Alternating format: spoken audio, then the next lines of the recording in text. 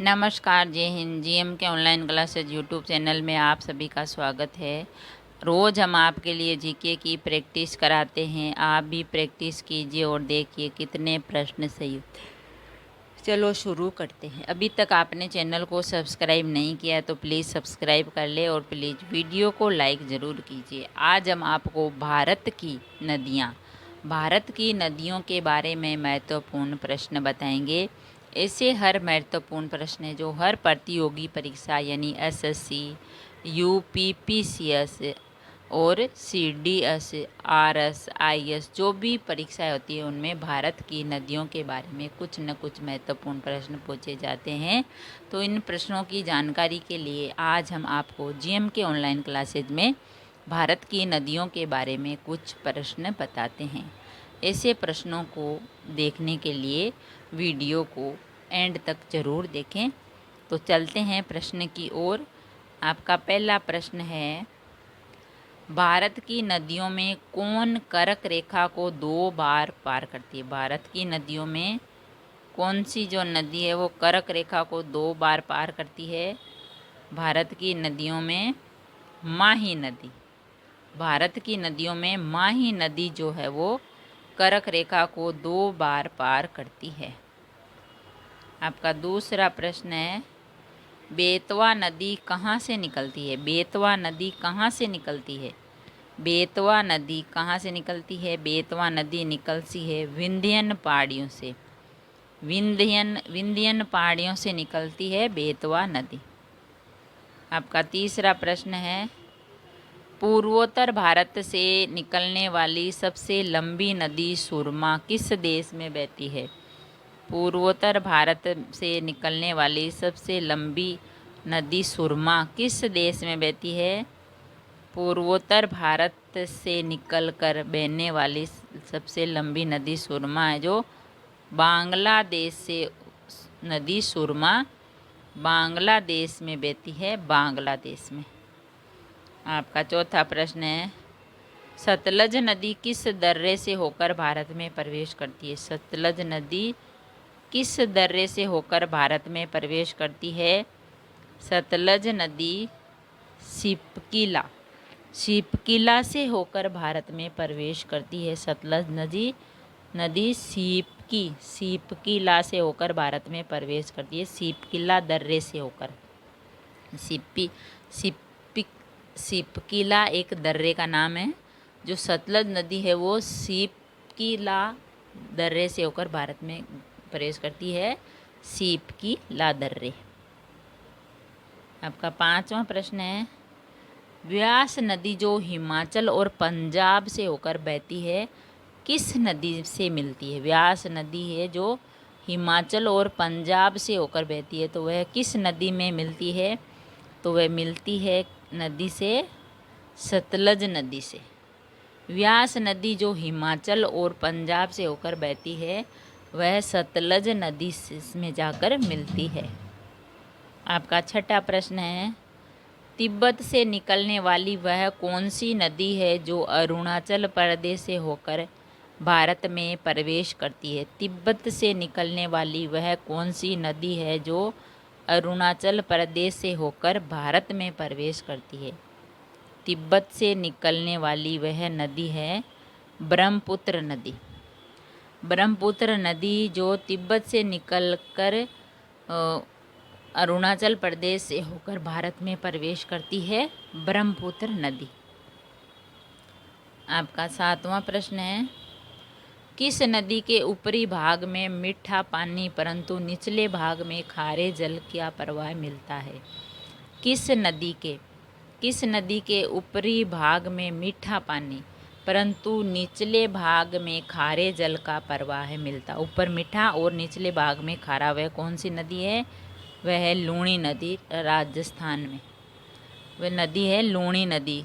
लूणी नदी का जो पानी है ऊपर से मीठा और नीचे भाग से खारा प्रवाह होता है, तो लूणी नदी का। आपका आठवां प्रश्न है, किस नदी की घाटी गहरी खंड भूमि के लिए विख्यात है? किस नदी की घाटी जो गहरी खंड भूमि के लिए प्रसिद्ध है, गहरी घाटी है, तो वह नदी है चंबल नदी। चंबल नदी की जो घाटी गहरी खंड भूमि है वो गहरी है चंबल नदी की।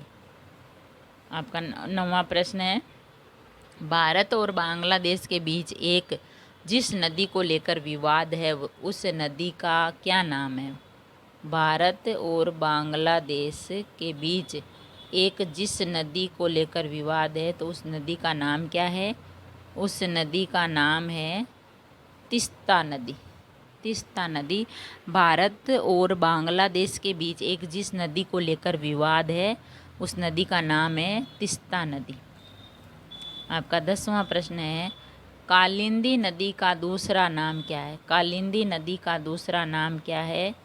कालिंदी नदी का दूसरा नाम है यमुना। यमुना नदी को कालिंदी नदी भी कहते हैं, यमुना नदी। आपका 11वां प्रश्न है, भारत और नेपाल के मध्य कौन सी नदी सीमा बनाती है? भारत और नेपाल के मध्य कौन सी नदी सीमा बनाती है? भारत और नेपाल के मध्य काली नदी सीमा बनाती है। भारत और नेपाल के मध्य काली नदी सीमा बनाती है। आपका 12वां प्रश्न है, कौन सी नदी विंध्यन सतपुड़ा पर्वत श्रेणियों के बीच बहती है? कौन सी नदी विंध्यन सतपुड़ा पर्वत श्रेणियों के बीच बहती है? वह नदी है जो नर्मदा नदी। नर्मदा नदी है जो विंध्यन सतपुड़ा पर्वत श्रेणियों के बीच बहती है, नर्मदा नदी। आपका 13वां प्रश्न है, बिहार में बहने वाली नदियों में किसका उद्गम अमरकंटक है? बिहार में बहने वाली नदियों में किसका उद्गम है? अमरकंटक, अमरकंटक में है। बिहार में बहने वाली नदियों में है सोन नदी। सोन नदी का जो उद्गम है वो अमरकंटक है। सोन नदी का जो उद्गम है वो अमरकंटक में है, सोन नदी। आपका 14वां प्रश्न है, दूध गंगा नदी किस राज्य में? दूध गंगा नदी किस राज्य में स्थित है? दूध गंगा नदी है जम्मू कश्मीर में। दूध गंगा नदी जम्मू एवं कश्मीर राज्य में स्थित है, दूध गंगा नदी। आपका 15वां प्रश्न है, कौन सी नदी उड़ीसा में अपना डेल्टा बनाती है? कौन सी नदी उड़ीसा में अपना डेल्टा बनाती है? वह नदी है महानदी। महानदी जो उड़ीसा में अपना डेल्टा बनाती है। आपका 16वां प्रश्न है, कौन सी नदी पूर्व दिशा में बहती है? कौन सी नदी पूर्व दिशा में बहती है? पूर्व दिशा में बहने वाली नदी है कौन सी है? ब्राह्मणी नदी। ब्राह्मणी नदी जो है वो पूर्व दिशा में बहती है। आपका 17वां प्रश्न है, भारत की गंडक नामक नदी को नेपाल में किस नाम से जाना जाता है? भारत की गंडक नदी को नेपाल में किस नाम से जाना जाता है? भारत की गंडक नदी को नेपाल में नारायणी के नाम से जाना जाता है। भारत की गंडक नामक नदी को नेपाल में नारायणी के नाम से जाना जाता है। आपका 18वां प्रश्न है, कौन सी नदी दक्षिण भारत की गंगा कहलाती है? कौन सी नदी दक्षिण भारत की गंगा कहलाती है? वह नदी कौन सी है जो दक्षिण भारत की गंगा कहलाती है? वह नदी है गोदावरी। गोदावरी नदी दक्षिण भारत की गंगा कहलाती है। आपका 19वां प्रश्न है, गंगा और ब्रह्मपुत्र की संयुक्त जलधारा किस नाम से जानी जाती है? गंगा और ब्रह्मपुत्र की जो संयुक्त जलधारा है उसे किस नाम से जाना जाता है?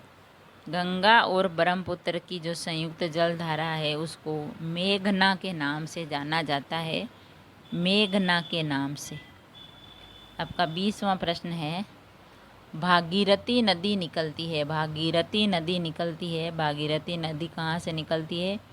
भागीरथी नदी गोमुख से निकलती है। भागीरथी नदी गंगा नदी है जो गोमुख से निकलती है। आपका 21वां प्रश्न है, वह नदी कौन सी है जो मध्य प्रदेश से निकलती है और खंबात की खाड़ी में? वह नदी कौन सी है जो मध्य प्रदेश से निकलती है और खंबात की खाड़ी में गिरती है?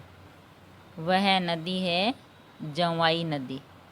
जवाई नदी है जो मध्य प्रदेश से निकलती है और खंबात की खाड़ी में गिरती है। आपका 22वां प्रश्न है, सिंधु नदी का उद्गम कहाँ से होता है? सिंधु नदी का उद्गम कहाँ से होता है? सिंधु नदी का उद्गम होता है कैलाश पर्वतमाला से। सिंधु नदी का उद्गम होता है कैलाश पर्वतमाला से।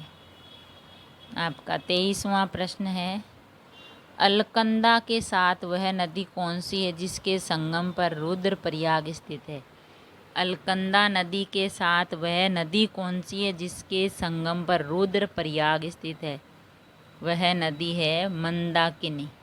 अलकनंदा के साथ वह नदी है मंदाकिनी जिसके संगम पर रुद्रप्रयाग स्थित है। अलकनंदा और मंदाकिनी नदी के संगम पर रुद्रप्रयाग स्थित है।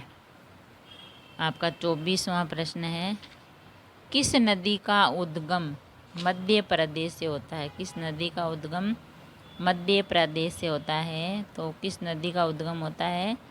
ताप्ती नदी का। ताप्ती नदी का उद्गम है जो मध्य प्रदेश से होता है। आपका 25वां प्रश्न है, भारत में सबसे बड़ा नदी मुख किस नदी के मुख पर है? भारत में सबसे बड़ा नदी मुख किस नदी के मुख पर है? भारत में सबसे बड़ा नदी मुख है हुगली नदी के मुख पर। भारत में सबसे बड़ा नदी मुख है हुगली नदी के मुख पर। तो फ्रेंड्स, हमने जाना भारत की नदियों के बारे में महत्वपूर्ण प्रश्न। अगर वीडियो अच्छा लगा तो लाइक और शेयर ज़रूर करें। ऐसे ही और वीडियो देखने के लिए, सुनने के लिए, जानने के लिए चैनल को सब्सक्राइब करें। थैंक यू, धन्यवाद।